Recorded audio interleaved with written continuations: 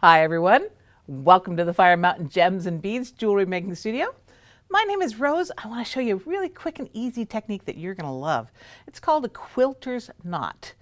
You know, when you're sewing through a piece of kind of loosely woven piece of fabric, that sometimes you'll tie a knot on your end of your thread and then you'll sew through and you'll pull it out and your knot goes right through. Ugh. So what you need to do is you need to have a kind of a nice big knot that won't come through that. So I'm going to teach you the quilter's knot. And I know this is really fun to see, huh? So we're going to do it first of all on a great big piece of cord with a tapestry needle, so I can just show you how it's done. Okay, so I've got my piece of cord and I've got my needle. I want to think of this cord as a circle. So this is one end of my circle, this is the other end of my circle. Now I'm going to take this cord on my tail end of my circle and I'm going to wrap it around my needle a couple times. I don't care how many times. How big a knot do you want? Here, we'll do some more. Make it bigger. Okay. Then, gripping these coils here, take your needle and pull it through. This is quite a big needle, so it's taking me a little effort. There we go. Pull it through.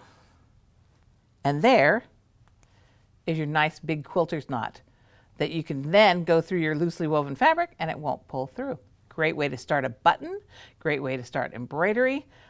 Let me show you on the small thread so I show you how it really works. So here's my small fire line thread. I'm going to cut off the knot that I already had so you don't think I'm doing some trick. Take off that knot. Okay, and I'm forming it into this circle sort of shape here. I'm going to make sure you can see it.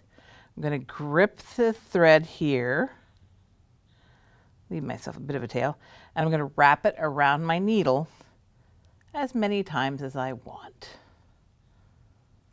Then I'm going to grip those coils that I had there and pull my needle through.